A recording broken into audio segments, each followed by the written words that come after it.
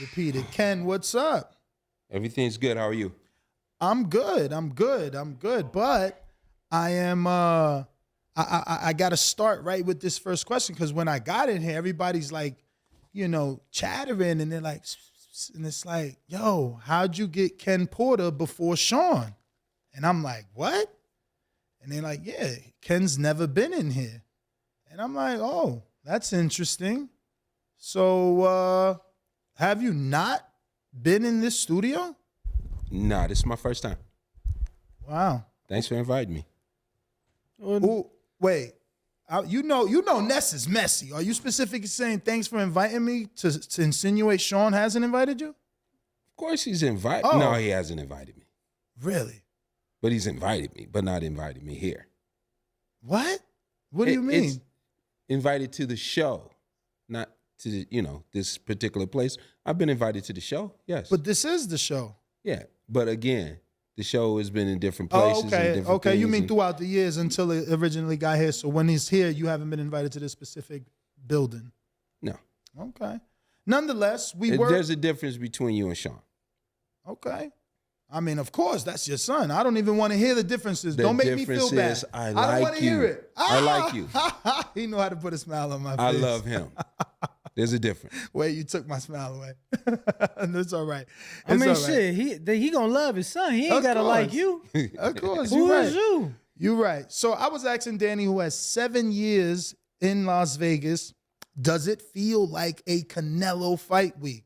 Specifically, Canelo, you've been a resident of Las Vegas for quite some time. Are you feeling like Saturday night Canelo's going to be fighting Triple G?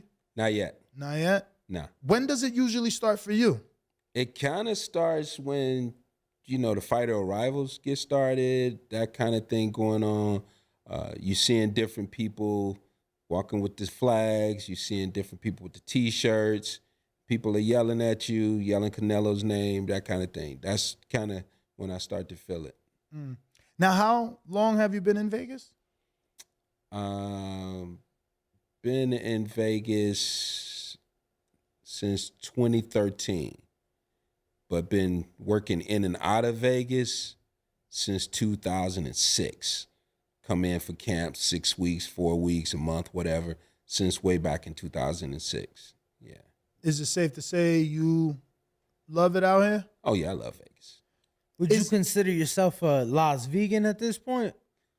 Is that what you call it? A Las Vegan? That's the proper terminology. You know where it's not where you're from, it's where you at. Mm-hmm. So I definitely don't consider myself to be, from anywhere else but here. This is it. So when I'm here, this is where I'm at. So now, do you feel that way because it caters to boxing and you're in the industry, or would you still love Vegas if you were not in this sport anymore? It was always my plan to come here.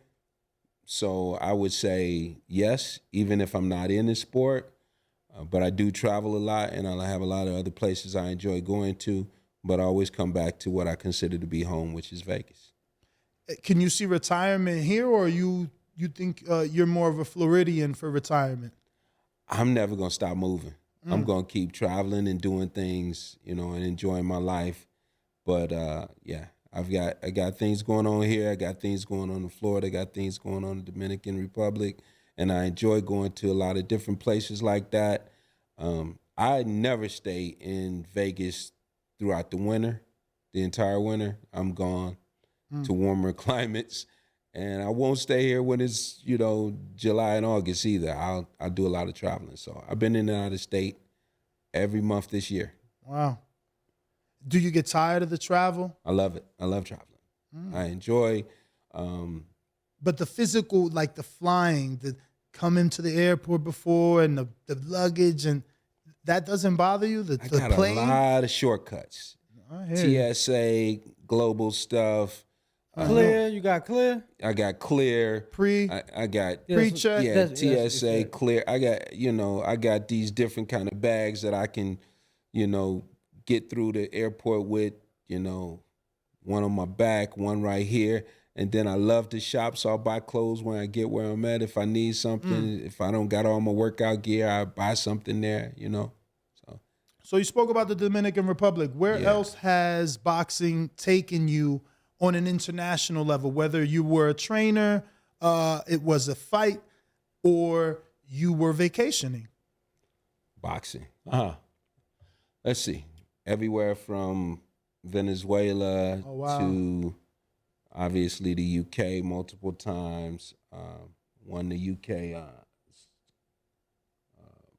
Commonwealth Heavyweight Championship over there. With Lemuel Thomas? Lemuel Thomas. That's right. Yeah. That was my boy. Yeah, we did that. Morocco. Oh, wow. Morocco. Oh, because you went back to fight Allen on a matchroom card. These were world championships, amateur world championships. Morocco. Again, let's see. Russia, Ukraine, both of those now fighting, but I've been in both of those places within like a 6-week period. I was with Team USA, and I was a head coach that went to Russia, and then we stayed in Russia for 3 weeks, and then we went over to the Ukraine for 3 weeks, fought both of those teams. Of course, Alexander Usyk was over there at that time. The Klitschko's were there. I was in the gym with the Klitschko's. Can't let you bring up Usyk. So did Sean fight him over there? No. Oh, No. okay. He had already won his gold medal at this point. That was actually, I went over there. That was 2012. So my team was headed up by Errol Spence. He was the top guy on that team in 12. Yeah. So those are a lot of the places, and then in terms of travel, like just vacation and everywhere you can think of, from Bahamas to multiple times going to Dominican Republic, Mexico, What was the Jamaica. trip? What was the trip that made you fall in love with traveling, Ken? The trip that made me fall in love. You know what? I won't say it was one trip. It was all things, from at a young age, traveling with my grandmother. My grandmother took me everywhere with her. An older person who had nobody to travel with him, just dragging a kid around. So she took me everywhere. So, she would take me to Detroit. She would take me to Baltimore, Maryland. She would take me to D.C. And all of this would happen in one summer. We'd go from city to city, visiting all these family members. So that's just something that's embedded in me from an early age. How old were you when you had Sean? 18, 19 years old, longer than that. Yeah. Wow. Yeah. Back-to-back babies with him and his brother. And what were you doing at the time as an 18-year-old? Were you with your parents, or were you already on your own? I was out. In Cleveland or Akron? No, Cleveland. I've never lived in Akron. People always throw that out there. It's always going to be something that they do, but I've never. What about Sean's mother? Is she lived. from Akron? No. Where the hell people get this Akron thing from? Because of the LeBron thing and the closeness of the proximity of the actual suburb or other city that we lived in, which would be considered a suburb of Akron, but it was its own city. Mm-hmm. So we lived in Cuyahoga Falls, Ohio, and we also lived in Stowe Monroe Falls, Ohio. And that was just like 15 minutes away from Akron. So because I was so close, the proximity of that, people would say Akron. And Akron was a lot closer to those cities than it was than Cleveland was. Cleveland was about 30 miles or more from that city. So you're 18. Are you into boxing at all at this age? Yeah, but I was away from boxing. So I did box at a younger age, like 12, 13, 14, along in there. Away from boxing, playing football, doing all these different things. Coming out of high school, it's go to college, go to trade school, go to school. So I came out of high school, went straight into school for a year, and then it's try to get a job, and then it's, oh, you had a baby, now you need 2 jobs. And so that kind of thing. So when I went back into boxing at like 2021, when I went back into boxing, it was just 40-hour week job, and then you box in the afternoon type thing. So at 20 years old, you're still trying to be a fighter, or you've decided I'm going to learn how to be a coach now? Nah, I was boxing. I was competing. But as I was competing, just because that's who I am, I was helping out kids. So my first fighter, the very first kid that I got a hold to, you know, in my early 20s, he was like 14 years old. First kid I trained. We win the state, the region. He goes to the nationals, and we get to the national championship, and he makes it to the finals of the national championship. This was in the 90s. So far back, the guy we fought in the finals for the championship was Hector Camacho Jr. And they were 14. That's how far that goes back. Wow. That was my first fighter that I trained on my own. And, you know, how'd you get him? Lucky. How'd you get him? A 20-year-old kid in the gym. How did the other trainers let you just start training a 14-year-old? They didn't just let me. Exactly. That's the story I want. Nah, they didn't let me. I was a little more than 20 at that time, you know. But they didn't just let me. It was like they didn't pay attention to the kids. They didn't help the kids. I saw somebody with talent, and I'm always trying to help a kid. So I started helping him. He's training with me, just working out with me. Mm-hmm. And then I actually officially became a trainer and got a license. Then once he wins state and wins region and goes in nationals, they stole him from me. So this is how the story goes with actually how things happen with Sean and his brother. So the kid comes back from the nationals, and everybody's, you know, excited. You know, everybody's hugging him, kissing him, doing this thing, you know, this type of stuff. And people are actually starting to give him gifts, buying him Jordans, buying him, you know, jeans, hats, hoodies. You know, they giving him boxing gear, all this stuff, right? And I come to the gym one day, and I'm getting ready to work him out. And one of the older trainers said, I got him today. That type of thing. And they thought they could say that kind of thing because it wasn't my gym. I was a young kid, and I was boxing. I wasn't even, you know, really a trainer to them at this point. So they tried working with him, and he didn't really want to do much with him, so he came back over to me that day. Well, they had to try to divide and conquer at this point. So what they did was they brought a family member of his in, who was an uncle. Mm-hmm. The uncle comes in, and the uncle is critiquing the way I got the kid hitting the bag. Why you got him hitting the bag like that? That ain't right. That don't look good. You messing my nephew up.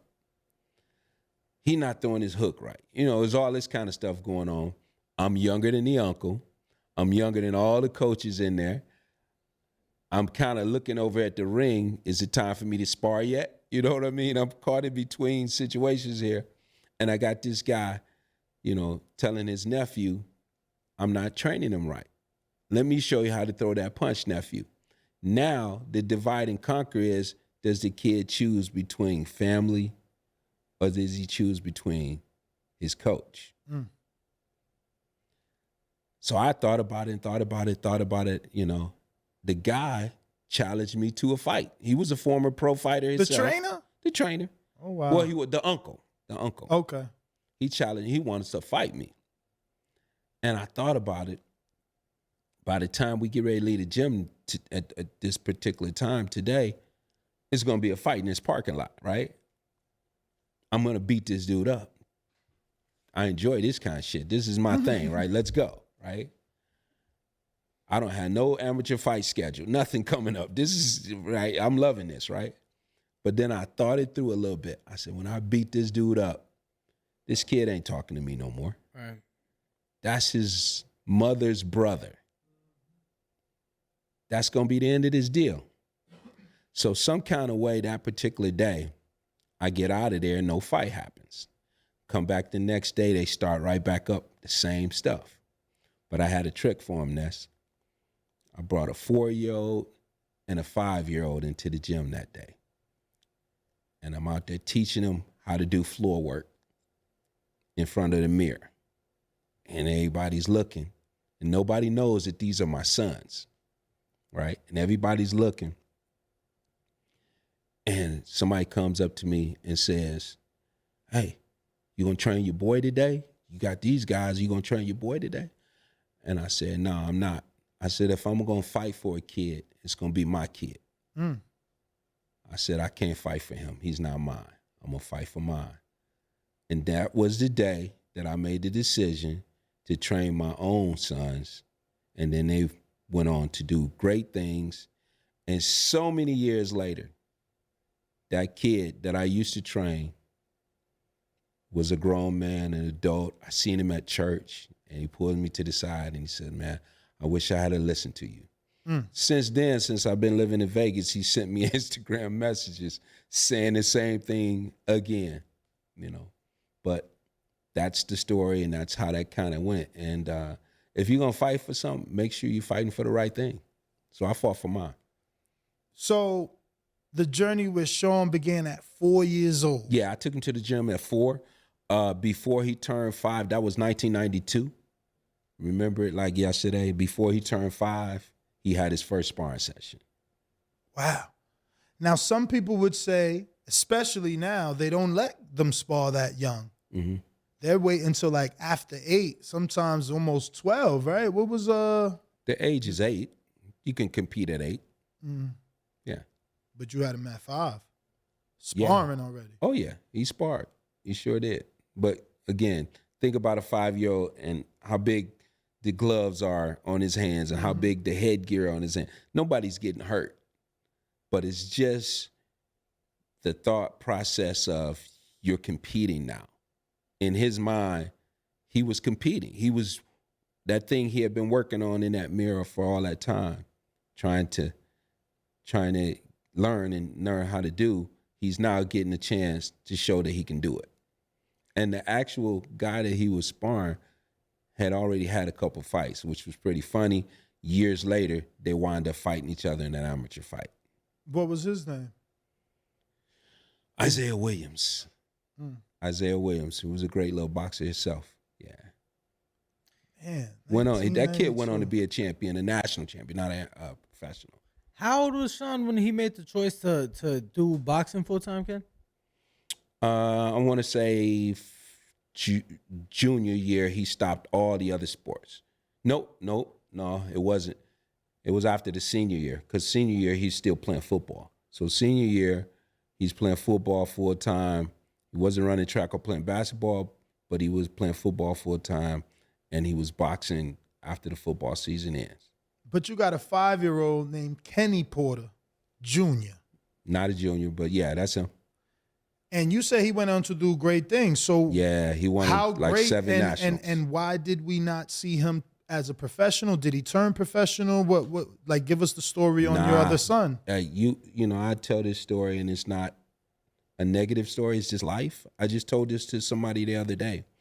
A guy was talking to me and he was saying, you know, he stopped me in the store in the Walmart. Oh, it's Kenny Porter, how you doing? I was like, hey, how you doing? And then his brother was with him, and both of these guys talking to me. He's like, man, I was just talking about you the other day, Kenny Porter. I said, oh, yeah? Why? He said, well, I was telling my brother, his brother was with him. He said, I was telling my brother, you got to stop smoking around your son. And he said, man, that just because I smoke don't mean my son gonna smoke. He said, no, man, I seen Kenny Porter. He don't smoke. And Sean don't smoke. So you got to stop smoking around your son. He said, the stuff they see us doing makes a difference. And then I looked at him and I was talking to both of them in the store. This is a Walmart, maybe 3 days ago. And I said, I'm in agreement with that. I said, but here's what you need to understand. And this is just my life and you can apply it to yours. I said, I had 2 sons. I took them to the same schools. I read them the same books. I said, when they were really young, I dressed them the same. People thought they were twins. They were wearing the same clothes. Gave them the same basketballs and footballs to play with, and they did all the same sports together, went to the same church. But the choices are theirs, what they choose to do with their life. So I didn't go any further than that, but to understand that that was his choice when he chose, to get a girlfriend, or he chose to hang out with buddies and friends, or he chose to do the different things that he chose to do. And Sean chose boxing, or Sean chose to continue with football. Sean chose not to take on the friends, or not to get a girlfriend at a young age, and things like that. So, you can do all the same things with them, and the choices become theirs. And I say this as well. You get to choose the choice, but you don't get to choose the consequences. So winning 7 national championships on his end, he won like 7 nationals. There was at least 2 times they both won the national championship together, same day. I had a third fighter. 1 year, all 3 of them won nationals same day, twice in a year, right? But that other kid as well never turned professional, never went on to do anything more than that. Won, I want to say, 5 Cleveland Golden Gloves in 5 different weight classes, but never even became a professional. Kenny didn't turn pro either. He chose different things, go a different route. He moved to Colorado. He started up a family, and you get to choose the choice. You don't get to choose the consequences. So he actually lives here in Vegas as well. Oh, okay. So what line of work did he choose? He went into sales. He went into marketing. He was even into events for a while here in Vegas. So your and Sean's success never reinvigorated him or motivated him to get back into the sport? Because you kind of see Jose Benavidez Jr. He went away. Obviously, he made some choices that were, different. And the success of his father and brother brought him back. And he looked very decent in the Danny Garcia fight. That was never a thing. The sport never called him back. It probably did, but there was other things calling him, and other choices. And the other choices that he made, boxing doesn't care about you. This got to be your number one. When you say, I do the boxing, and you get married to boxing, anything you do outside of that is like you're cheating on boxing. Mm-hmm. You cheating on your wife. If you get a girlfriend, if you drive, you got a new car, you got a car you like, and you drive that car more than you train. If you hang out with your buddies and your friends more than you train. If you now begin to smoke, if you now begin to drink, boxing is not going to wait for you. It's not going to care. It's not going to care. There were guys that Kenny beat in the amateurs that went on to become professional fighters. And they would ask me when I would see them play, hey, man, Kenny was so good, man. Where's he at? What's he doing? He's in sales. He's doing this. He's doing that. But the boxing, no, he didn't take it to the fullest potential of what it could have been. But who knows? Maybe that was as far as it was supposed to go. But I know for a fact, let's see, he was national junior Olympic champion. He moved on to the older division. Back then we called it open division. At 17, the following year after he was junior national, he fought for the National Golden Glove Championship against Joe Green from New York. Mm-hmm. They fought on NBC. He lost that one. Came back, wins a tournament, goes to Sweden and wins the gold medal over there at 17. Then after that, they predicted him. USA Boxing used to put a magazine out with rankings, weight classes, boxers, and they predicted him to make the 2008 Olympic team. That was their prediction. I had nothing to do with 2008. it. 2008. Yeah, I had nothing to do with it. That would have been with Gary Russell, Demetrius Andre, Wilder. Yeah, I had nothing. That was their prediction. I had nothing to do with that. He didn't compete. He didn't even go into any tournaments at that point.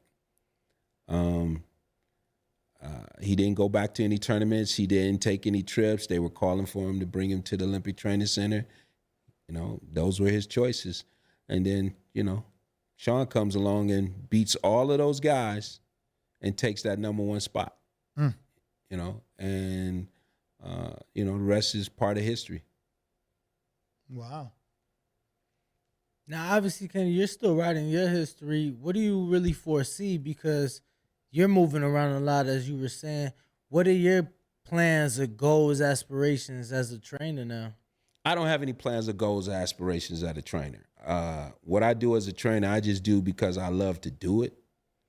And I love to help somebody and help them become successful. There's nothing going on with me that's saying, oh, man, I'm going to take this guy and we're going to do all of these great things and go, nope, I'm going to do whatever I'm allowed to do with him, whatever he puts into it and whatever we can get out of it. So I got some guys that are successful, but I'm always pushing them to higher heights to do more, you know, but there's not any on my behalf. You know, if I wake up one day and they win the championship, I'm just happy they did that for them. It's not for me, you know. None of this is for me. This is just something I enjoy doing, I love doing, and will continue to do because I love it. When I don't love it no more, I won't do it anymore, you know. There's other things that I'm involved with that I'm, you know, that I've diversified everything from rental properties to entertainment to dealing with different people in the music industry and other stuff like that, that I'll never jump out front and say, hey, guys, look what we're doing. It's nothing like that at all. Just do it because I enjoy it. And I'm in a place in my life, I'm blessed, I'm humbled, I'm thankful that I can do those things and enjoy it. Just actually enjoy it. I'm only here today because I'm enjoying this. I don't really even, you know, I wanted to see what you guys had going on. Personally, you guys. I wanted to see what y'all had going on. You know, I don't really go to people's studios or do a lot of interviews anymore, anything like that. It's not what, you know, I want to do. But, you know, the opportunity, the chance to be here, to look at that big boxing voice behind you guys right there. No, that's huge. Thank you. You know, when I met Ness in this small little club show that we were in New York and BB King's so many years ago. Yeah, BB King so many years ago. I mean, look, and then here we are today, you know. God is good. Were you even living in Vegas at that time, Ken? Yes, I was here. Oh, okay. All I remember is that back then you guys were with Prize Fighter, and I don't even know where that is. Who is that now? What was the name? Like, who was in charge of that back then? I don't want to say any names. The company was not Prize Fighter. It was Prize Fight. Oh, Prize Fight. Right. I don't want to say any names about, you know, any particular, but I always say that story. That's a crazy one as well because there were so many fighters that came through their system who were signed under them, who were involved with them, that went on to do huge things. Why, you found them? Yeah. Already? Don't take this guy. No. Can I say? You don't if it's on the internet. names, but do you see all them champions that them guys on there? Do you see that? All the guys that became champions? Let me see. I'm trying to. Well, I'll name some of them. Okay. Sean Porter. Martin Murray. Okay. Gary Russell Jr. Even Deontay Wilder was with him early on. One of the Charlos was with him early on. Oh, so that must have been the Shelly Finkel company. No. What? No. Damn, all those same names ended with Shelly. Wilder, Charlo. Lamont Peterson, Fernando Guerrero. Wow, the that's two a lot older of people. brothers of Boots Ennis was with him. Farah and Pooh. Pooh and Farah. Okay. And he's a combination of both of them. It's great when I see him box because he's a combination of the way both of those guys box. It's amazing. So, you said it's not called Prize Fighter. No, it's Prize Fight. Okay, yeah, I definitely ain't find it then. No. Okay, that's cool. That's crazy that there would be something with another huge notable name. A lot of notable names. There's other guys that I don't even remember I that were found with it. them.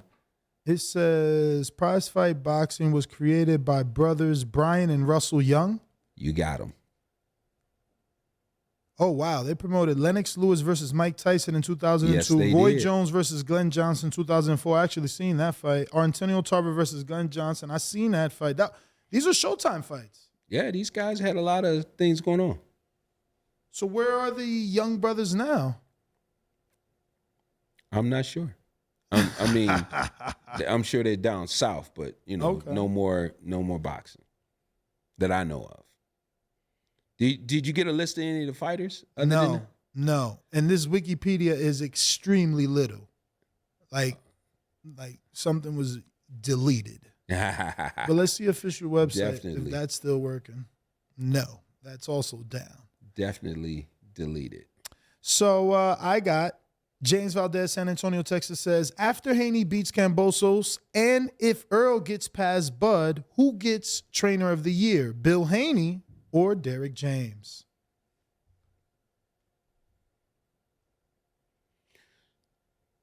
I'm gonna tell you what I think will probably happen. It'd definitely be Derek James. Mm-hmm. If he beats Crawford, Yeah, he's got it's Derek two James. undisputed champions. It's impossible not to it's give Derek it to him. James.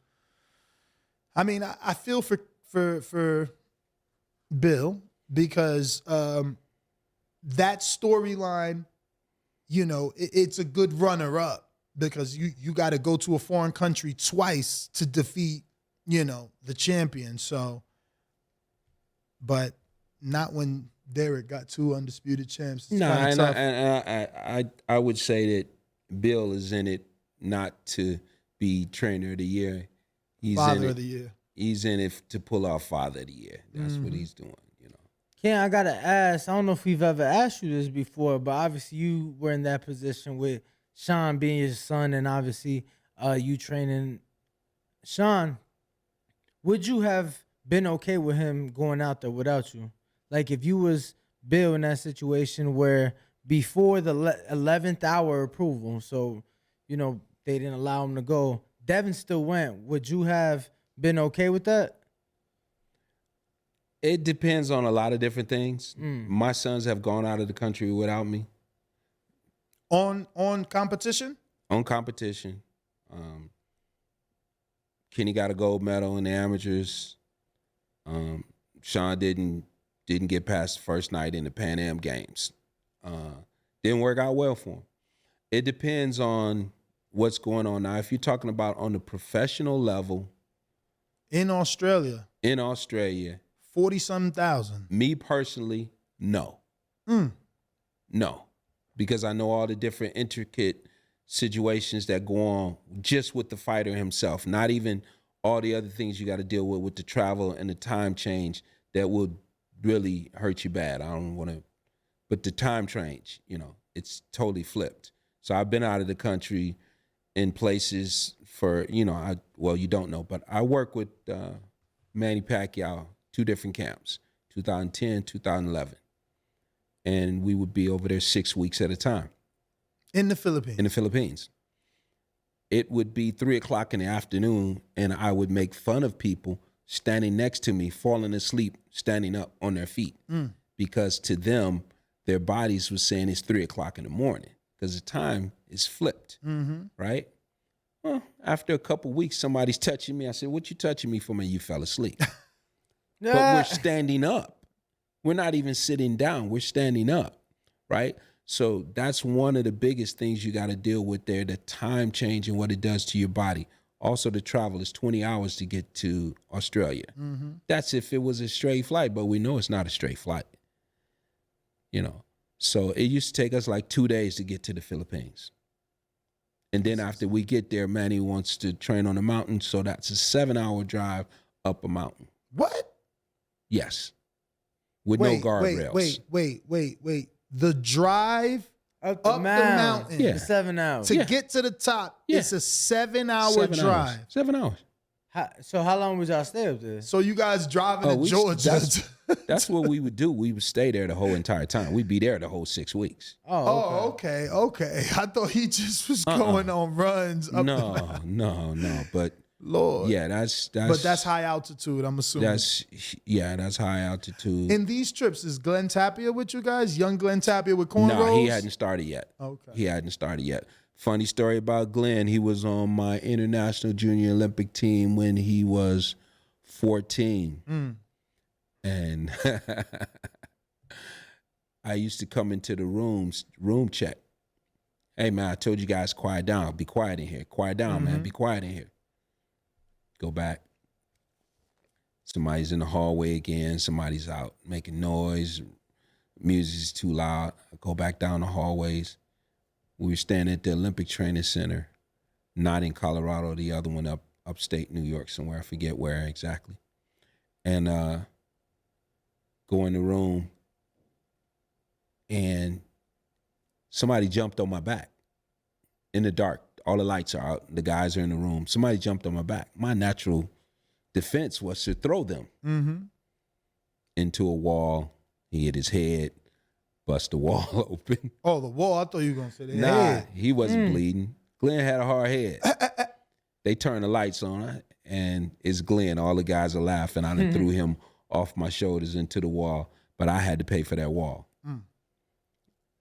So what was he trying to do? Was he just fucking with you or? Clowning around. Okay. Jump coach from behind when coach comes in, so everybody would think it's funny, but then coach threw you. Nah, I didn't know if he was trying to snake you. I didn't know if he was on some bud shit. Nah, he was clowning, playing, Okay. but yeah. Glenn was one of my babies too.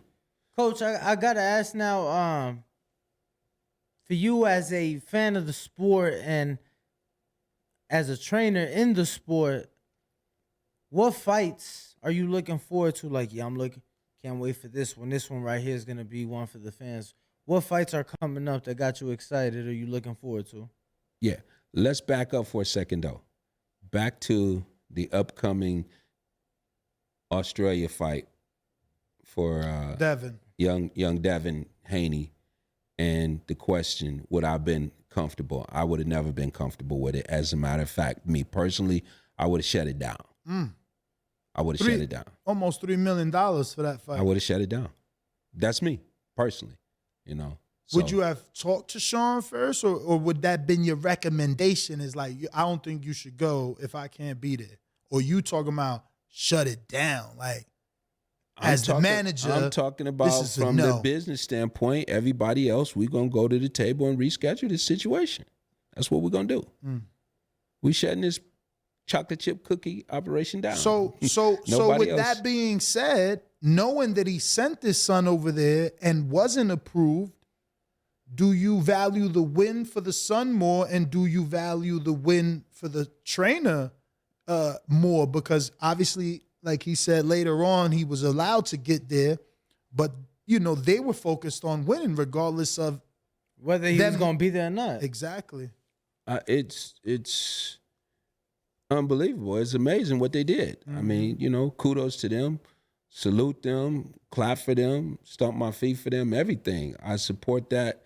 What they did, I could not have done. I would not have done. From a business standpoint, if you're investing in anything and you're making investments and you say, okay,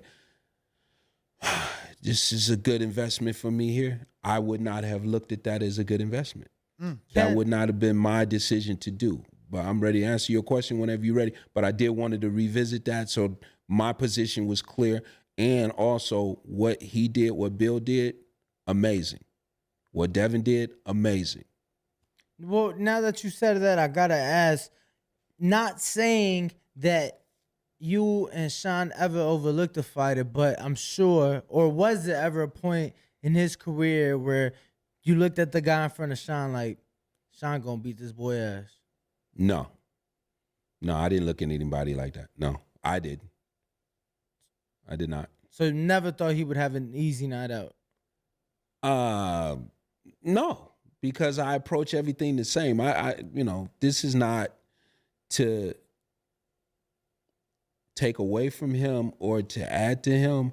I go at everybody as a 6'6" and weigh 1,000 pounds. Never as a guy is lesser or the guy is not as strong as you or the guy is not as fat. None of that. I go at everybody like they, 6'6" and weigh 1,000 pounds. That's So good. I don't look at any situation like, okay, you're just gonna go in here.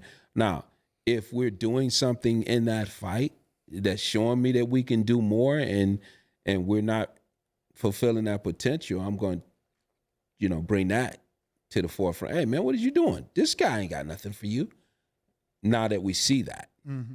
But not in preparation, not in that ring walk, not in that situation that we're dealing with at all. Okay. I know you can't say much because obviously you have a relationship, but being a person that's been on the other end of that phone, what do you think is the holdup for Spence and Bud? I don't have a clue. No clue. No, I don't. You've been in so many big fights. You've literally fought them both. But I could speculate, but I don't have any Give me clues. your speculation, because you as a team have fought Earl and Bud and The Danny speculation. and Thurman. So you've been in big fights. The speculation is money. Okay. The speculation is money. Guaranteed money, you mean? Yeah, the money, And let me ask you though. the date, the venue, all of those things. So have you to, don't like November 19th? I'm fine with it. I'm great with it. I'm there. You don't like Vegas? I love Vegas.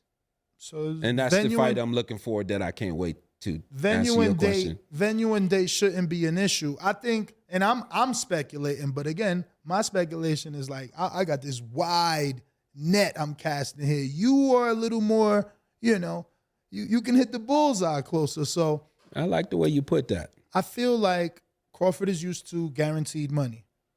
On paper, because he was with Top Rank, it was always a lot of guaranteed money. Like publicly, they're saying he got paid $6.5 million to fight your son. Then he got like $5.5 million to fight Khan. So it's like, how do you fight this man for 3 belts for less than that on paper? Or even for What's that. the number on paper? There's no numbers being floated out there. There's one. It's not the bestest of sources. The bestest? I wanna believe this guy because he's like one of us. He's trying to come up. He's been doing this thing for years. And he rumored the $8 million and a 3-fight deal. I haven't heard anything at all. There have been no conversations that I've had or been in with anyone except you guys right now this entire year about that particular fight. I haven't had any conversations. Nothing's been mentioned to me. Nothing's been tossed out. Hey, what do you think about this or that? Nothing at all. And that's, as you said, my scope is a little bit, I can see a little bit better. I can see a little bit better. From your experience, Money. is there still enough time for them to satisfy both parties and make this fight on November 19th, which is exactly 67 days away? I don't know where they're at with it. Honestly, nobody knows. It took us. Yeah, but you're speculating money. So if it's just money that we need to get over the hump, is 67 days enough for promotion in your Like, eyes if for they the annou- magnitude of this fight? If they announce it today, Oh, or today, that part of it, yeah. Oh, it's it can enough. sell out. It can sell out.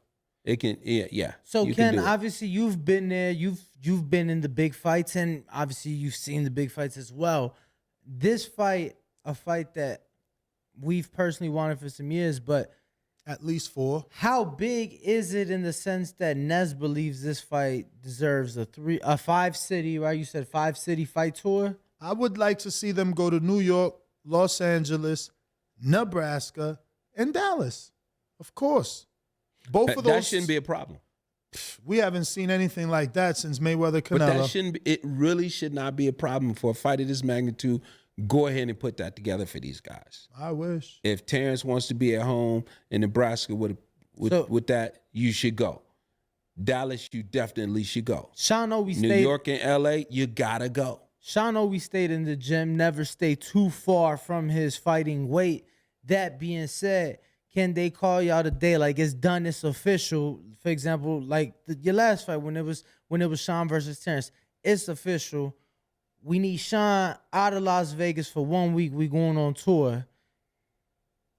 as a trainer, are you taking into all right, 67 days? We gonna be gone a We week. losing 7, now we at 60. Yeah, so now we at 60 fight week. You know, you got to do all your You losing events. another 7 in So, fight week.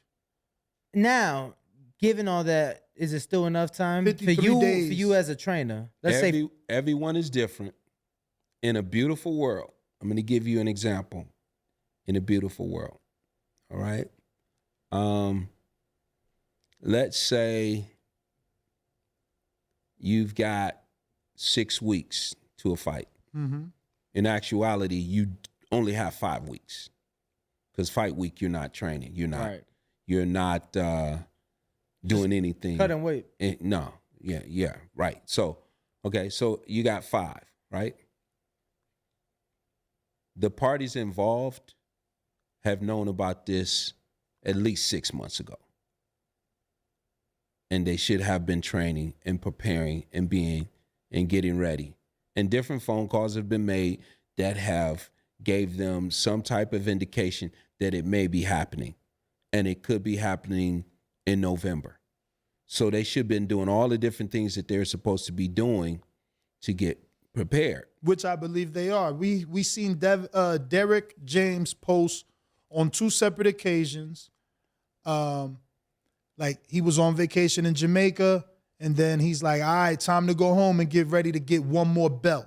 There's only one fighter in his stable that needs one more belt, you know? So then he posted again, and I think it was something insinuating or having the word undisputed. So it's like, they're training. I'm worried about Crawford, who I've seen kind of in Houston, seen him here in Vegas on Sean's show, seen him, help me. He's Colorado. He's a little bit of everywhere. He was in Oklahoma. Being told he was in Miami. He was in Miami for the basketball game with 50. No, the that was Tycoon Houston, weekend. Houston. Okay. Yeah. So was 50 saying the next one is in Miami? I guess. Right. Yeah, this one was Houston. But, I mean, being told he's in Colorado Springs training nonetheless, so. And again, back to that particular situation, these guys should have already been training.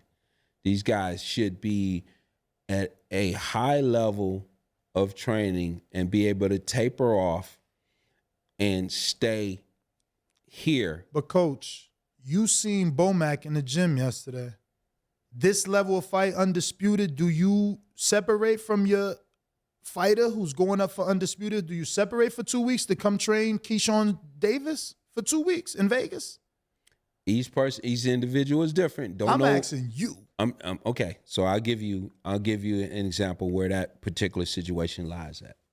If you've been doing what you're supposed to do, and I got you to a certain level, I'm going to keep you there. Just keep the flame on, right? It's not on as high as peak. Just keeping it simmering, and you're in shape. I can leave you for a couple days here or there and come back to what we got going on. But no, I can't leave you for a week to 2 weeks, because it only takes a fighter 1 week to get out of shape. Not even if you're leaving them with an assistant?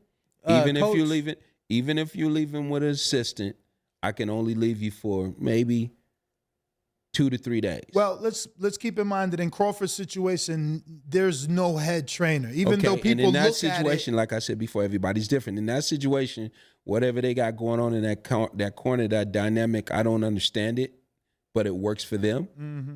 And so they can do that and may be able to do that and get away with that, and have been able to get away with it up until this point. It works until it doesn't work. And to end this topic, you've trained Earl. Like you said, he was the, star of 2012, the amateurs team. And you fought both of them. Yeah.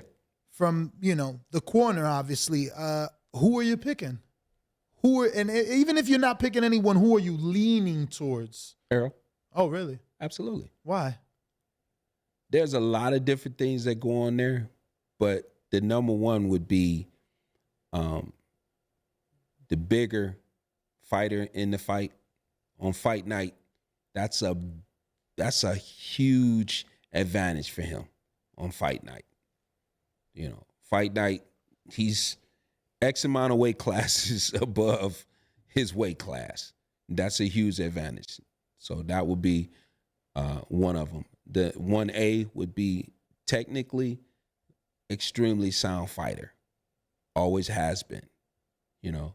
What do you think? He's a light heavyweight or a super middleweight on fight night? What do you think? I don't know, man. I'm being real. I mean, because back in the day, you know, super middle. I'm thinking back super in the middle. day, HBO used to have fight night weights.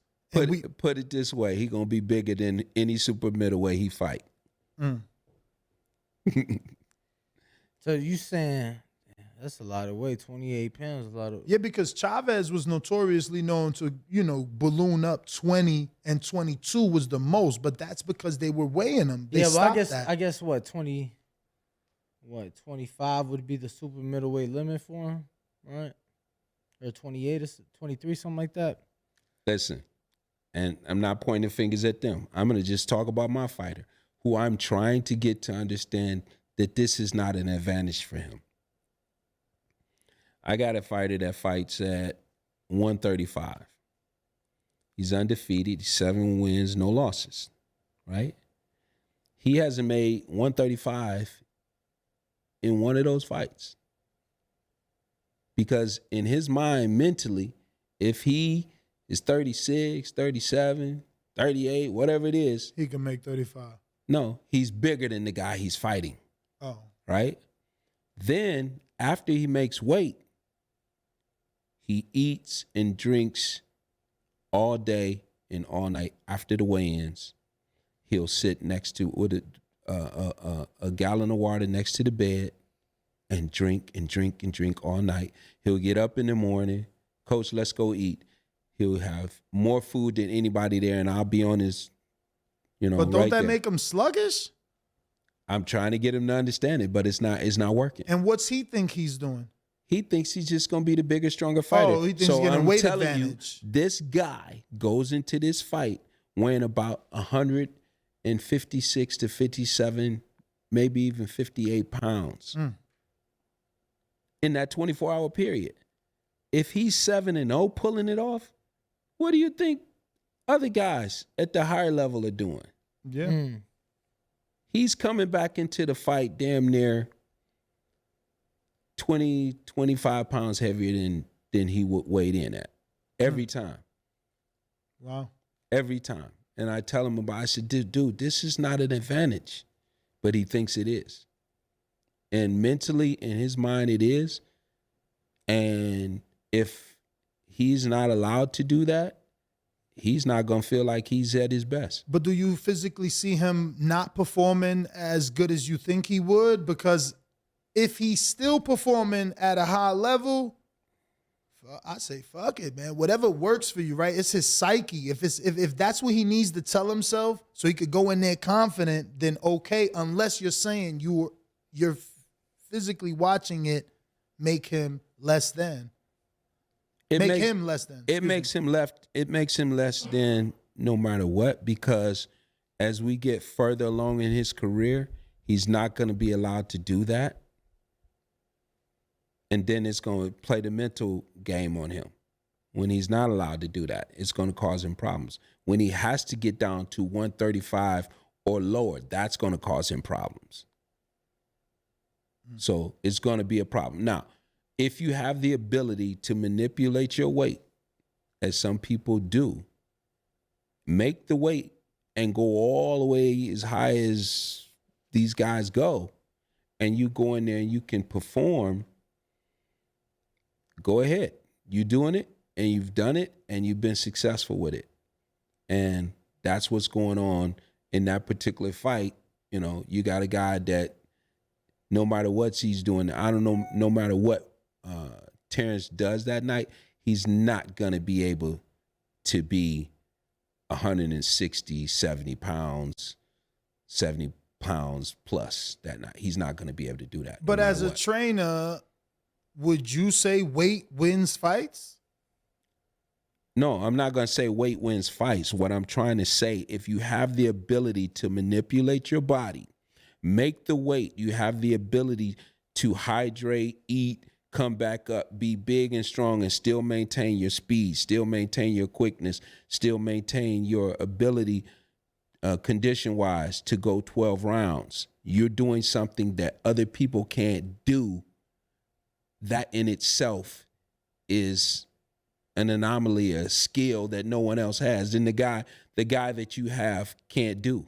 So again, I'm not sure that Crawford can't do that. Now I get that. I've never seen. Well, I'm about to explain I've never seen to him you. that heavy. I'm about to explain to you. Now I get that Earl is the naturally bigger man who was fighting at 52 as an amateur, but have you seen the HBO?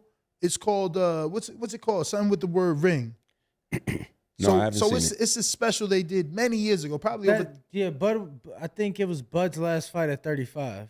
Yeah, like the shit he put himself through to lose weight. It was insane. HBO basically highlighted him like losing. I think it was like 12 pounds in 4 hours or something. 12 pounds. It was a good amount of weight in a small amount of time. But he was mummified. Like, so, we talking about a guy that is doing that same thing that Earl's doing, except he did it to get even lower. He was at 30 and 35 doing that. And that may not have been the case. That you don't know all the intricate things that were going on there. And let me give you a perfect example of that. Maybe at that time, which I don't know, but maybe at that time, Crawford wasn't eating right. Crawford wasn't training right. Mm-hmm. Crawford was taking things for granted and waiting to the last moment, minutes or whatever, to try to get this off, and had to really struggle hard to do whatever he had to do to get it off. And then maybe moving forward after that, he learned from that situation and he got better information and education about his nutrition, learn more about his muscles, learn more about his blood, learn more about hydration, and learn better ways to eat as he matured and got older or get more experience in his career. And moving up into weight classes as he did became more of a natural growth for him and better served him than, staying down at the lower weight classes. So the information and education he may have now in comparison to what he had then, the chances he took back then made him not want to take those chances now. Maybe he's a different person in terms of how he approaches and gets ready and what he puts his body through. Man, I don't want to go through that ever again. I'm never doing that again. And maybe he learned from it. Go ahead. Last thing for me, should Terrence Crawford defeat and be successful against Errol Spence, could you see him do what he said and move up and fighting Jermell Charlo? Defeating Jermell Charlo. He called him, he said, after I beat Earl, I'm going to go beat your cheerleader. And I'm not saying... Do I think he could do it? Nah, I don't think he could pull that off. What? I don't think he could pull that off. But do you think that he would even attempt? Maybe he'd be ambitious like that. I don't know. I mean, we just seen Danny move to 54. But Danny moved there strategically. Yeah, he moved strategically, and he moved there for a lot of years. He was already getting up to them weight classes, on fight night or in between fights.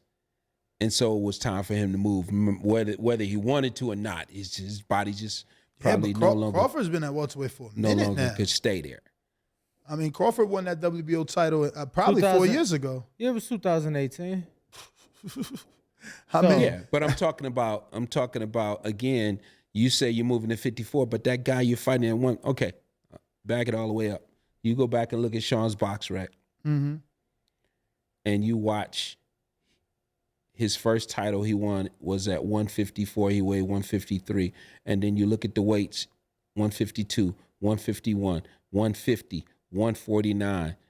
I don't think we did 48. I think from 49 we dropped to 47. But basically, he took 1 pound off each fight to move down. Because the title that we fought for at 154 on ESPN, we weighed 153. On fight night, we was about 158, and the guy we were fighting weighed 175. And I said, there's no way we can continue to fight at this weight class and give up that kind of weight on fight night. So the guy that he's talking about challenging at 154 is not going to be 154 on fight night. That guy's 180 plus pounds. I'm going to get to some of these questions from the people before we get you out of here. We got Ruin of 504 that says, do you think that Ness will ever be ready to run it back with Sean? Ness and Sean. Yeah, I heard about this trainer that Ness been working with lately, and he's got a lot of insight on what it takes to compete. I don't know, Coach. I seen him I seen him working the other day, and he Ness wasn't looking too good with the trainer. I know it take time, but Ness wasn't looking too good. Yeah, it does take time, but I respect the trainer, and I think that guy knows what he's doing. I think Ness gonna be better than he's ever been before. He's gonna get a chance at Sean. Yeah, he might have a run at getting some rounds in with him. So let me ask you this. So said trainer, because my man said trainer. Yeah, I'm just saying no, because said trainer must have not really dug down. He's talking on about that. himself because I'm training with him. Obviously, I was saying that he must have not really kicked your back in, because if he don't allow drinking or girlfriends, you out here, blowing it up. Well, I got a girlfriend, and I don't drink. So, yeah. But listen, none of that matters until you can't do the reps. Look, Sean will fuck you up right here. Y'all can fight for the desk. And I'm not saying Fight that he for the won't. desk. I'm not Fight saying for that the he desk. won't. But as long as, Ken says, hey, can you do this? And I try and I can, I'll keep doing it. That's it. I'm not a quitter. I actually feel good, so thank you. I'm excited to see what 30 days straight would be like. Oh, okay. Yeah. Let's make that happen. We're gonna have to get on a 30-day challenge. I'm serious, man. I'm telling you. 30 days? I'm feeling swole right now. For real. Feeling swole. But we got the best dad ever all the way in Baltimore says, what is the biggest fight to be made in boxing? Also, do you see boxing growing, falling, or just at the levels it's always been as a sport? It's in some ways it's growing. It's leveled off. I think the MMA took a lot from it, a lot of attention from it. I think if we continue with some of the things we're seeing now with celebrity boxing, and also with, like we just seen these NFL players box each other over the weekend, that kind of stuff like that, it's going to keep people looking. If we could get some of our promoters to bring some of those guys into boxing a little bit more, it's going to bring more eyes to it, more attention to it. Bigger fights, the one we're waiting on right now is the biggest one for me personally, and I think it's probably the biggest fight for boxing in Crawford and Spence. I would love to see a Wilder Joshua fight. That would, from an excitement standpoint, for me personally. That's something we've been wanting for years. I would love to see that fight. For years. Yeah, I would love to see that. And then there's a, I don't think these guys have got, they haven't gotten to this point yet. But, Boots, when he gets a few more notable names, not that he's not ready for any of the names now. He's ready for everybody, I believe. But, he's going to be a marquee guy against other top level guys, when that class gets to that point, to see Boots against either some of the top guys who are at the top now on their way, or the other guys that are coming up, or even to see him rematch the guy that he lost to in the Olympics or the Olympic trials. Who's that, Russell? Yeah. Do you feel that the winner of Earl Spence and Bud Crawford should face Boots? Nah, I think they should rematch. And after the rematch, should they then face Boots or move up? I see. Some of the fights in that 54 to that 47 range being something that could be exciting. To see. I know Spence ain't fighting Charlo. Even though he said he would under the pressure of Mike Tyson. Mike Tyson said, if you friends, get that money together. And he said he'd be willing. It's Charlo that's a little reluctant. But I see those as being some great fights. Spence, Charlo. If we could get something like that to happen, I don't see those guys fighting each other. You know, they're just too close in everything that they got going on. And It would there's be other big people- in Texas, though. right? And it'd be definitely be big in Texas. Yo, Ness, But me and you, come on, 50,000 a piece. Of course. Let's do it. But see, that's how they need to be. That's They need to say exactly how yes. yeah, That's but exactly how the they Boots do. and the Ortiz and That'll never happen. The Ortiz is with Golden Boy. right. Well, I mean the Crawford and the Boots and the Crawford and the Spence, you know, those guys. The conversation's got to get started. Yeah, I don't think either of those two welterweights will face Boots. I think Boots is in an unfortunate situation where he's going to find himself looking at Crawford and Spence fight each other once, even twice, and then watching the winner move to 54 while the loser still won't face him. And neither is Keith Thurman. Like, no one wants to be the gatekeeper. No one wants to be the torch passer.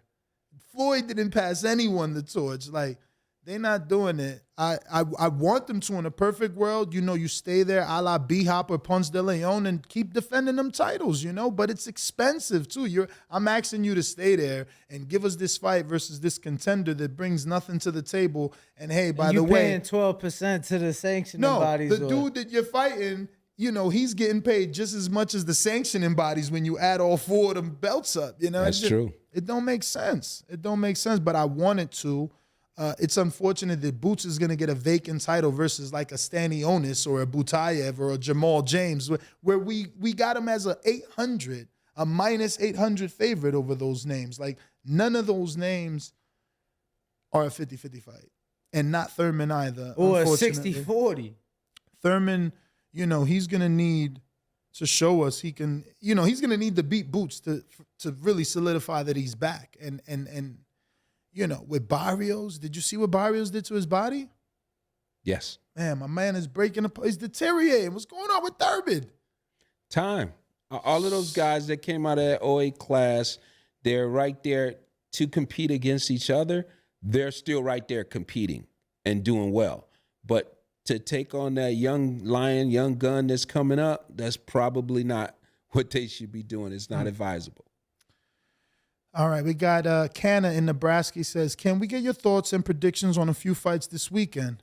Canelo Triple G 3, Bivol versus Zurdo, Haney versus Loma, given both men get a pass if they're fights.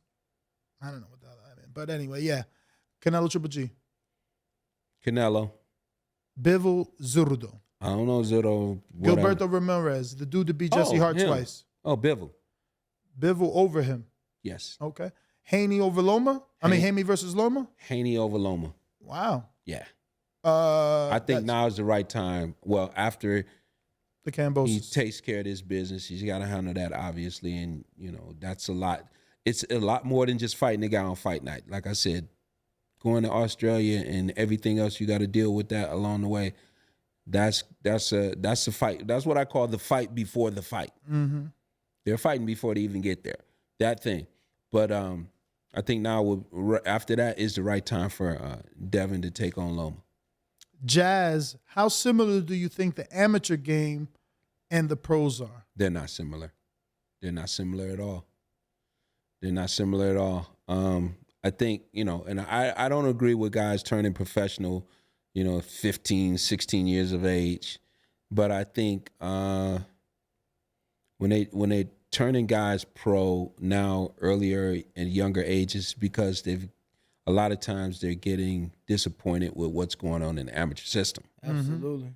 And not only are they getting disappointed, but then, you know, you're looking at all of these other young guys doing it and you're saying, hey, I can do it too, you know, or their coaches or their managers think they can do it as well, you know. And if you're going to do it, if you're going to box in the amateurs with a headgear off, you might as well go ahead and box in the professional. And get paid for it. Absolutely. Especially now, I think about it, how many young amateur fighters weren't aspiring to be fighting in their home country, 2028 Los Angeles, and now it seems like we won't get boxing at the 2028 Olympics. So, yeah, I've heard that. I have Brandon in Houston that says, hey, Kenny, thanks for coming on. Think back over the course of your career and every fight you've been in the corner for.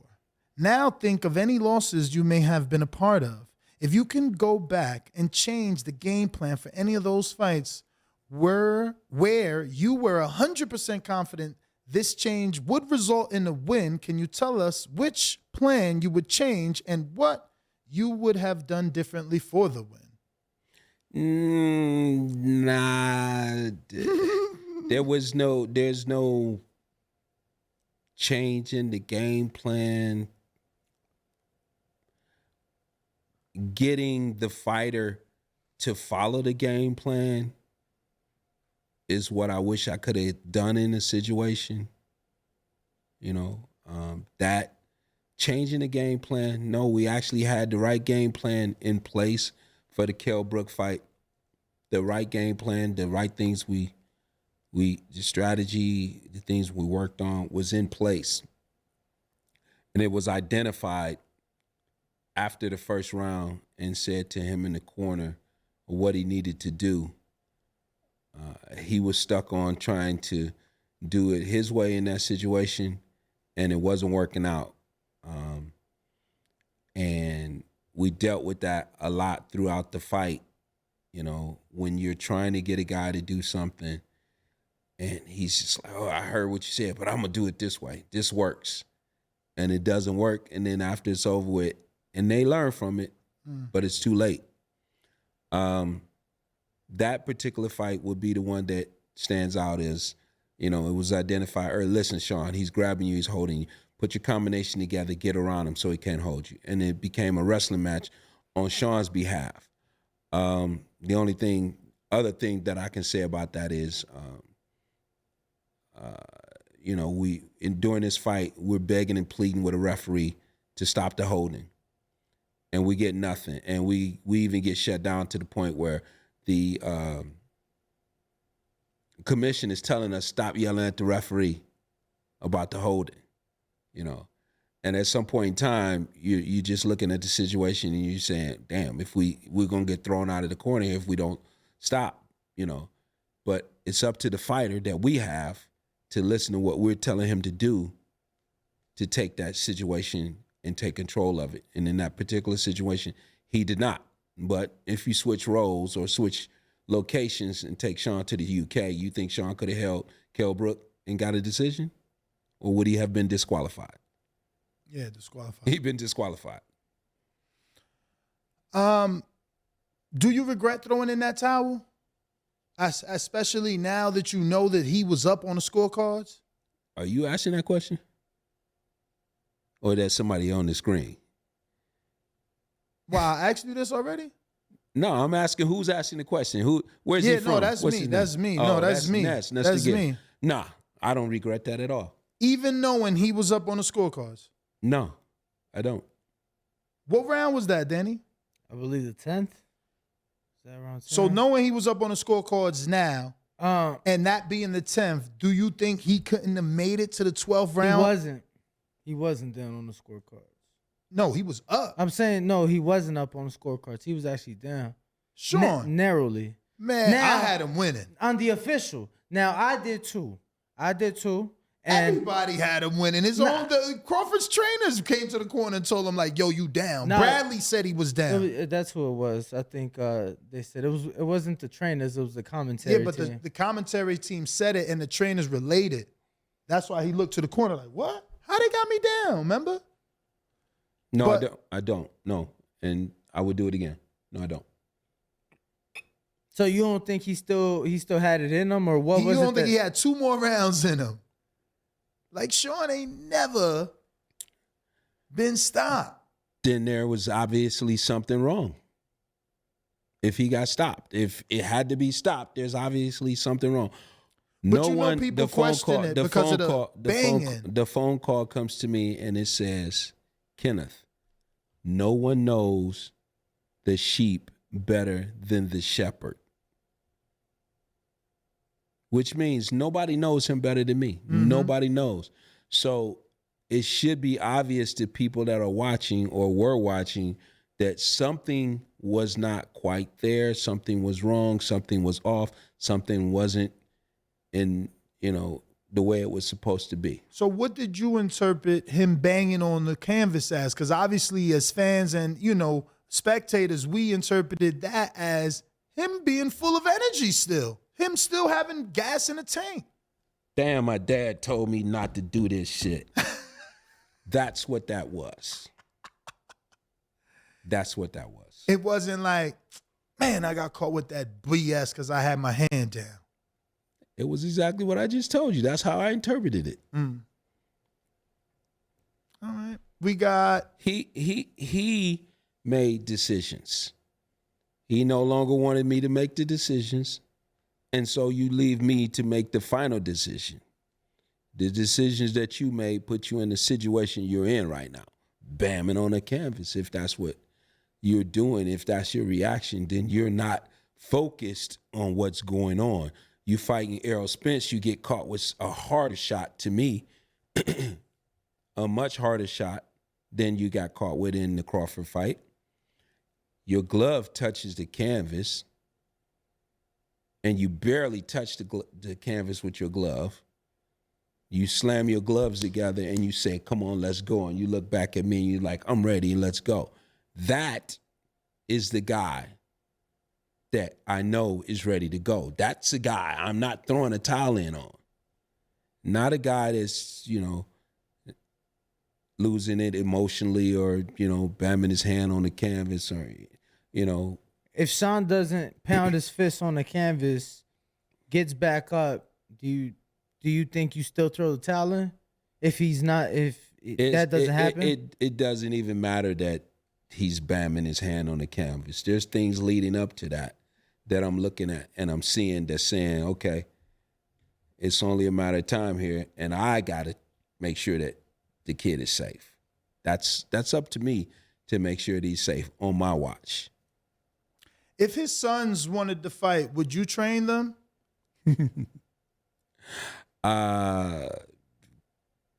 If they come over with the gloves next week, we're gonna be in the front room with it. I've got videos of them doing their thing. Oh wow! They've been doing it at home. They haven't been doing it with me, but they done had headgears on, gloves, the whole. So the 4-year-old fully understands that Sean was a boxer.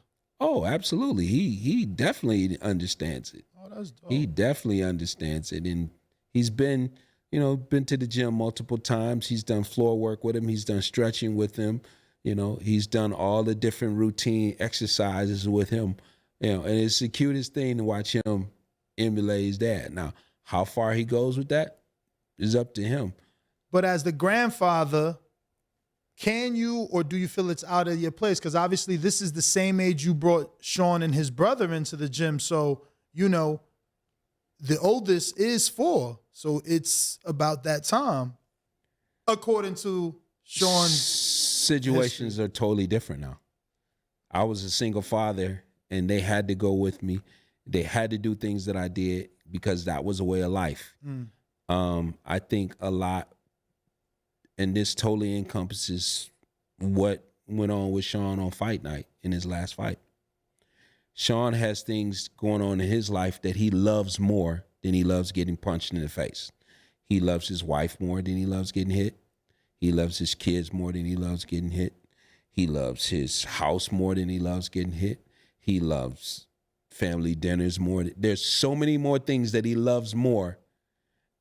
And when those things take over, boxing, as I said, doesn't want to be a side chick. Mm-hmm. It's got to be number one. So things are totally different now for him. There's so many more things that he can do with his sons that'll make him happy, that'll keep them happy and laughing than boxing. With me, it was my life. With me, it was what I did every day when I got off an 8-hour job. I'm picking these kids up from school. We're going to the gym. We're working out. That was my life. This is what they were born into. If I gotta ask, Ken, how'd you become a single father with 2 boys? Where was the mother? Don't say it like that. No, I went to her and I asked if I could have them. I wanted to raise my sons. You had custody of your children. Yeah. And she turned it over? It wasn't a battle? No battle at all. Wow. No. I went to her and I said, hey, God told me that a father's supposed to raise his sons. And how old were you when this conversation happened? 22, 23. I said, if we had little girls, you know, I got Sean when he was in diapers. He did go back a couple of times, but, you know, basically that was the start of it. He was in diapers. And the dude wouldn't go to sleep. He would come to my house and be sitting up in the bed 3 o'clock in the morning with his hands behind his head like this. And I'd be like, I'd turn over and look at him and like, what is you doing woke, man? Why ain't you sleep? I'm waiting on my mama. He had a deep voice like that? Yeah, he had a deep voice. Yeah, I said, she ain't coming, dude. Go to sleep. You know, and he grown now. You could catch him sleeping in his bed just like this. Was he or was he not sleep on ESPN? No, he wasn't asleep. Okay. They got mics in their ear. They can hear everything. So it's a joke. They're playing on the crowd. They trying to get some views and likes and all of that. It's gonna go viral. Hey, Sean, we're back on now. And he knows and they're telling him what it is. He knows exactly when they came back on. And he's just sitting there soaking it up, you know? And nah, he wasn't asleep. He fooled a lot of people, let me tell you. Yeah, but that became the storyline, that he was burning the candle on both ends, and that's why the fight looked the way it looked. And you guys know from working in studios, someone's back here talking to you at all times. Mm-hmm. So you know exactly what's going on, when they're coming back on. Exactly. Did you hear it just now? Yeah, I heard it. And so you know what's going on, and they're in his ear, and they're laughing like, "Oh, we're back on, Sean. Oh, this is great, Sean. Oh, you're playing it up, the Sean. This is great. Through the roof, Sean. Yeah. Thank you." We got B-Lo from Phoenix, Arizona that says, "What are some of the qualities you wanted to instill in Sean as a kid, and how? He was just relentless in the ring and always a good sport no matter what. Never complained, always came prepared. Thanks for your time, Coach." The thing we talk about instilling, is he referring to boxing or life? Probably life, because the later part of it is more of a statement of him just, giving praise to the way that Sean was. He called him relentless in the ring, always a good sport no matter what, never complained, and always came prepared. So, I mean, you know. You know what? I was just blessed, and he was a blessing as a child. So the things that I wanted to instill in him, that I wanted him to be, that he was all of that without me even doing it. And it was great. But, you know, you lead by example, as the guy in Walmart was saying to me. He's telling his brother, man, you can't smoke, because if you smoke, your son gonna smoke. Right. So you lead by example.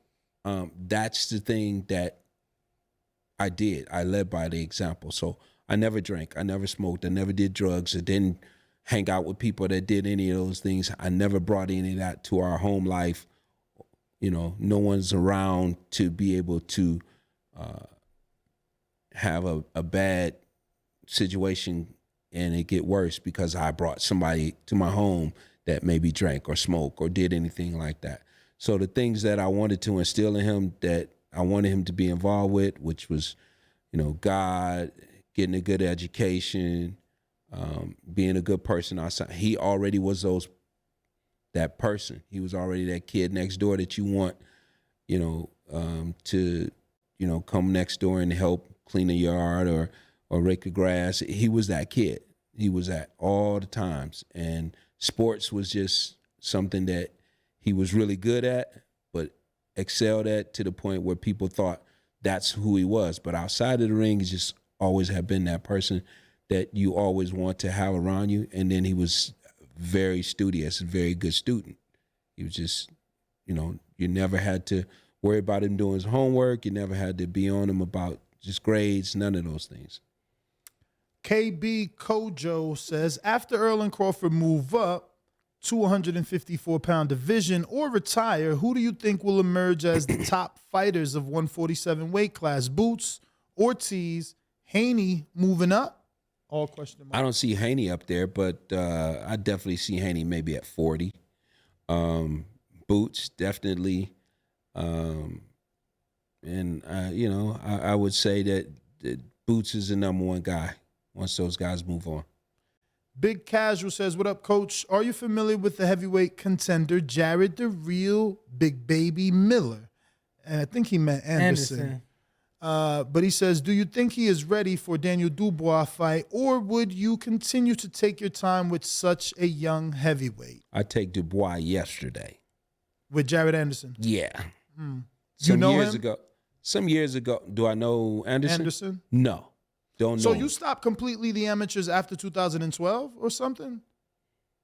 Yeah, Okay. I did. That was pretty much my last time going back and working with them and doing anything with them in any kind of camps.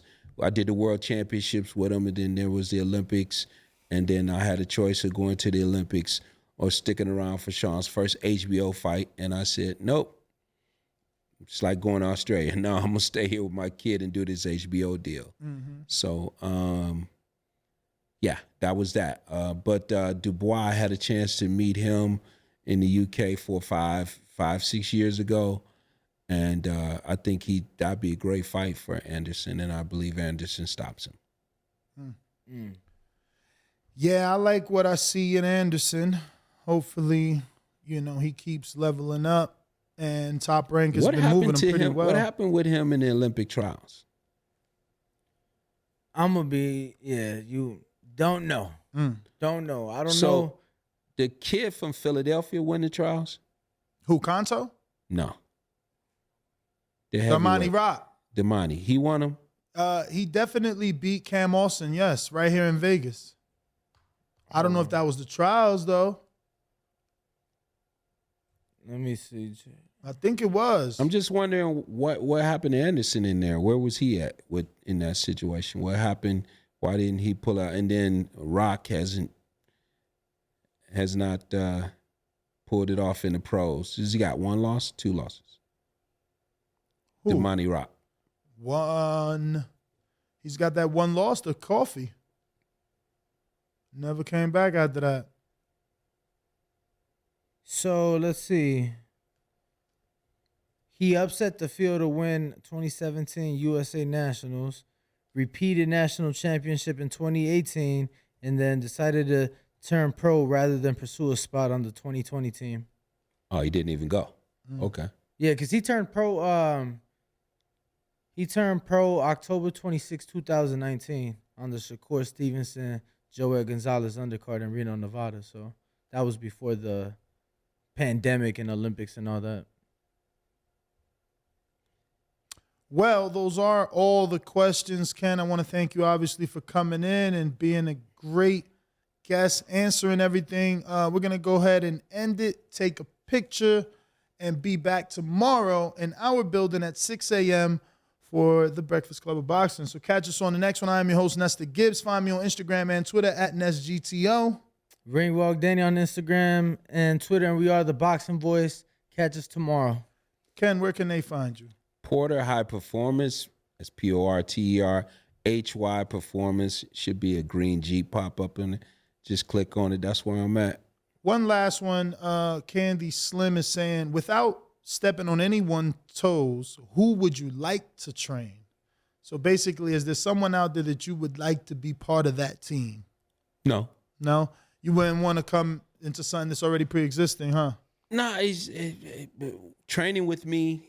And this just because of my belief in God, my belief in the higher power, my belief in fate, way my life should be. The guys that I'm training right now, those are my little brothers. These guys are brought to me for bigger reasons than them boxing and winning championships. There's no way possible that I have the situations that I was born into, that I dealt with, and become successful in life. And the most successful part of my life has been being a father.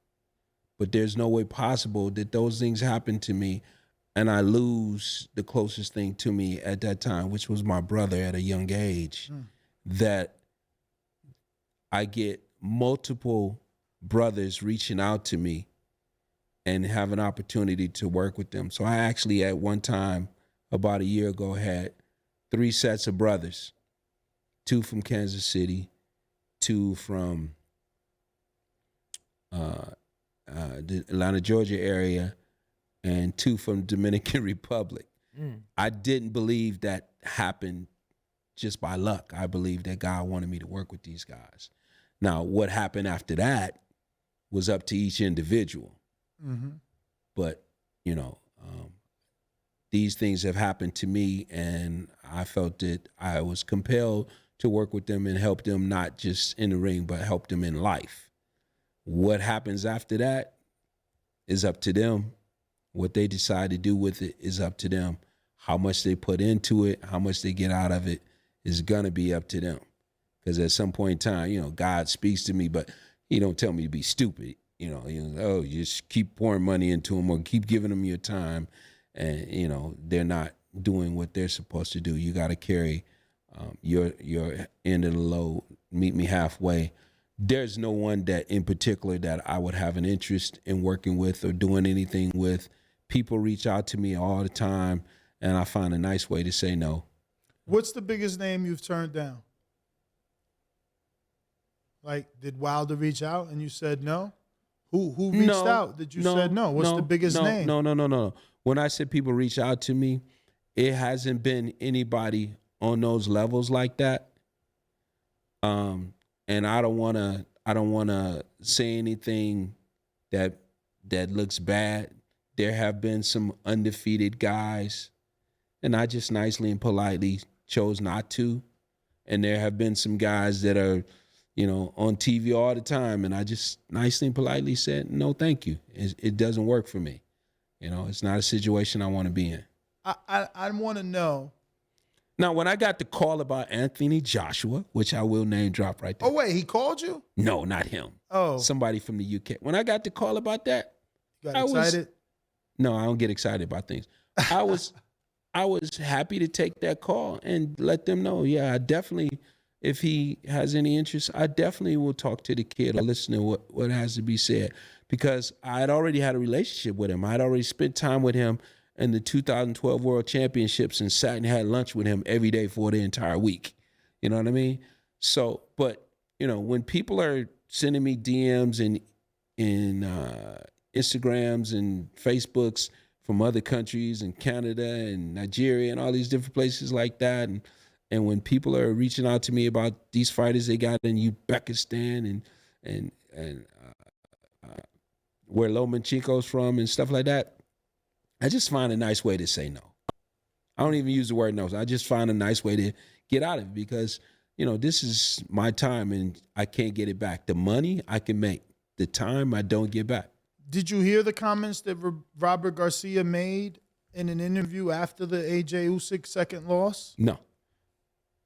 Yeah, he's basically saying, like, you know, AJ has to get out of his comfort zone, and, you know, that his camp is too plush, too nice, I guess. You know, interpret that however you want. Would you ever train a person away, or do they got to come wherever Ken Porter is at? I can do that because I love to travel. So having an opportunity to go different places and do different things and stuff like that and being uncomfortable, that's great for me, being uncomfortable. But what about the fighter? Does the fighter not need to be taken out of that comfort zone? Is he, you know, for AJ, I mean, training in the UK is probably being pulled in so many different directions. Here's the thing that I know about boxing. Again, back to the same thing that I said about, you know, your commitment has to be to it, just like your wife and your life. And anything outside of that, you know, your wife's going to be unhappy. So happy wife, happy life. If you're not doing those same things with boxing, it ain't going to work out for you. It's just not going to work out.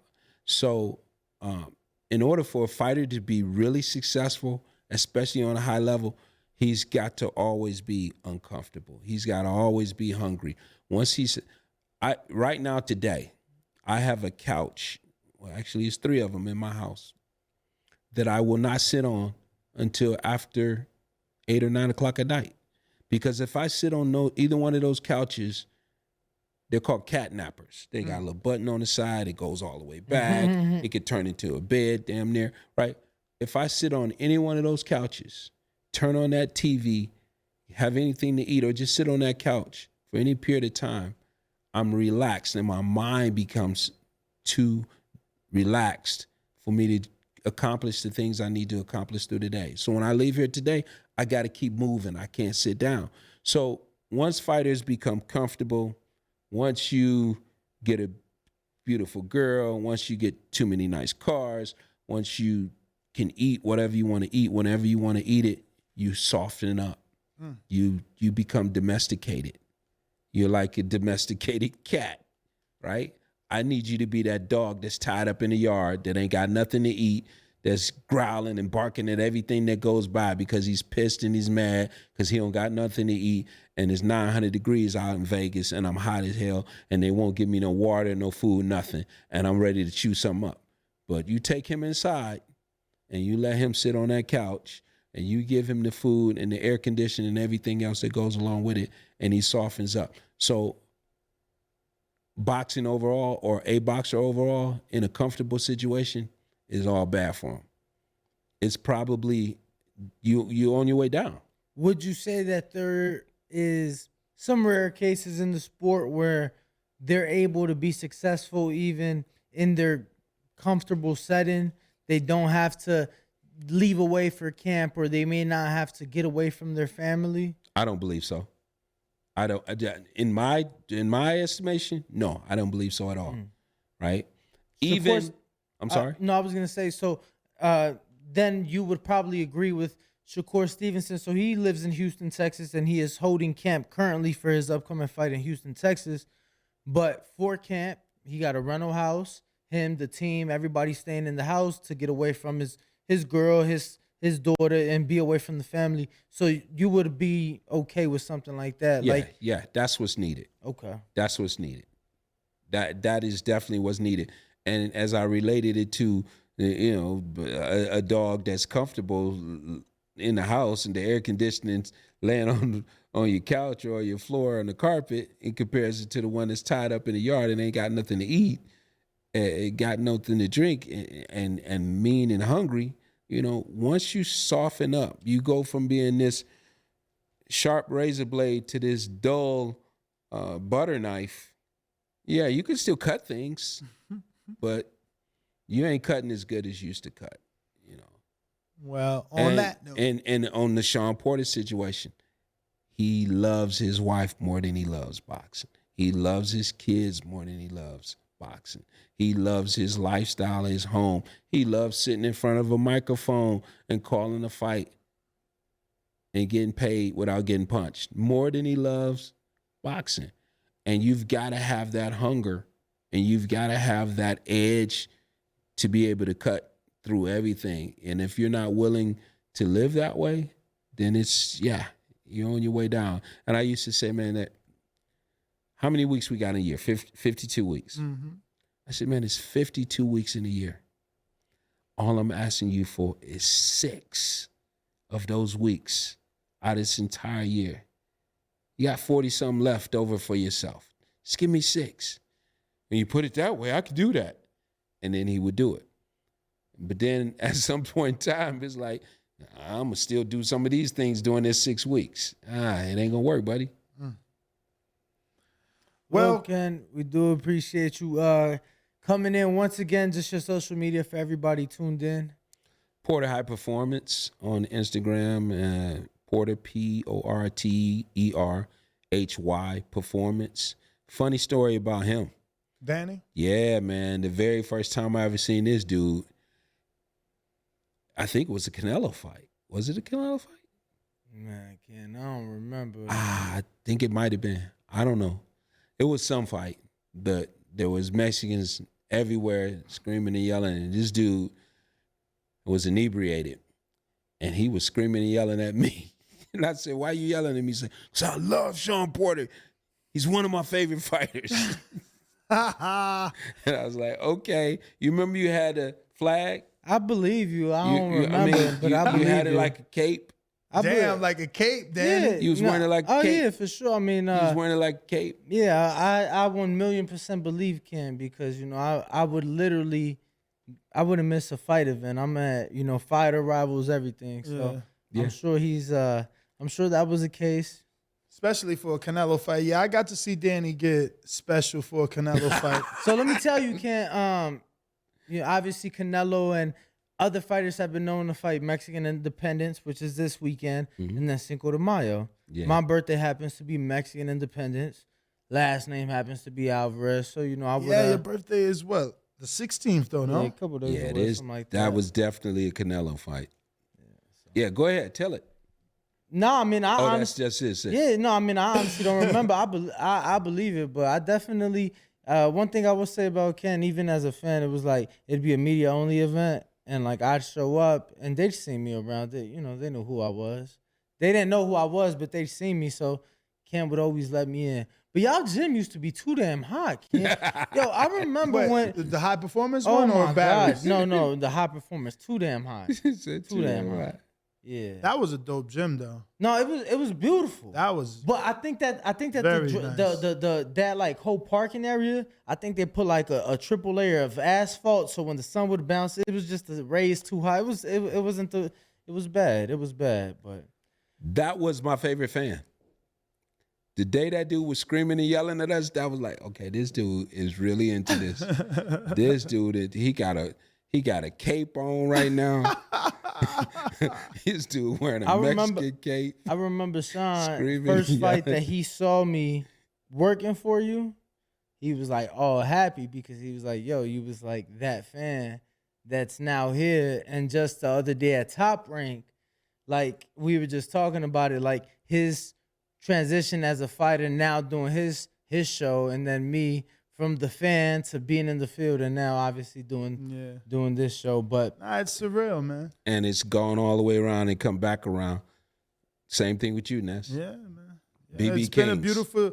beautiful journey, man. I'm excited to see what the next 5 years will bring us. I remember telling my significant other that, and we haven't even gotten to the full 5, but I'm like, watch what's gonna happen in 5 years, and then all this has come, and that 5 years hasn't been even complete. So I can't just imagine the next 5, man. It's been a wonderful journey for sure. I've gotten to see the career of guys like Sean and Keith and Danny, from the beginning. Earl too, the whole 2012 crop from the beginning. So it's pretty cool, man. But last super chat is from High and Low Sports Centrum that says the boxing voice is more. On that note, we are out, fellas. Cut it. Thank you so much, Ken. thank you, Ken. Thank you, guys. What up, YouTube family? Don't forget to hit that like button. Subscribe to the YouTube channel. Help us get to that 1 million subscribers. We're on the road to 1 million. And obviously, we have other great content on our Patreon channel. So since this video is over, head on over to our Patreon and check out all the exclusive content or right here on our YouTube members.